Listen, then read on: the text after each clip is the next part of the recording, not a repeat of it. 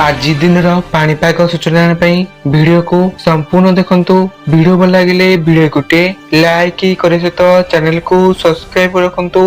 जहाँ फल आप लेटेस्ट न्यूज बेटे सर्वे प्रथम पाई परिबे। आसंतु संपूर्ण खबर उपरे नजर पकेबा। आसंता 21 रे दक्षिण पूर्व बंगोपसागर रे लघुचाप सृष्टि हेबार संभावना रही। यह क्रमश पश्चिम उत्तर दिग को गति करी आहरी घनीभूत होई 48 घंटा मध्य एक अपात रूप नहीं पारे बोली पूर्वानुमान करिछि भारतीय पाणीपाग विभाग।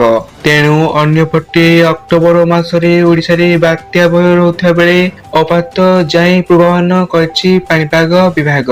एहा परे लघुचाप सृष्टि हेबा परे स्थिति स्पष्ट हेबा नै पाणीपाग विभाग कहिछि। सेपटे आजिठू किछि जिल्ला रे हल्कारू मध्यम धरण वर्षा होई पारे। विशेषकर दक्षिण और उपकूल ओडिशा रे वर्षा हेबार संभावना रही। आज पई एही सब जिला को येलो वार्निंग जारी होईछि। दीपावली किछि जिला रे हल्कारू मध्यम धरण वर्षा हेबार संभावना रही। गंजाम गजपति रायगड़ा कोरापुट मालकानगिरी जिला रे वज्रपात सह वर्षा नै पाणीपाग विभाग येलो वार्निंग जारी करिछि। सेहिपरि अक्टोबर 21 वर्षा वार्निंग रहिछि। उपकूल ओडिशा सह दक्षिण ओडिशा रे हल्कारू मध्यम धरण वर्षा हेबार संभावना रहिछि। उपकूल ओडिशा रो गोटे किंबा दुईटी स्थान रे वर्षा हेबार संभावना रहिछि। गजपति और गंजाम जिले में घड़घड़ी बिजुली सह वर्षा हेबार संभावना रही।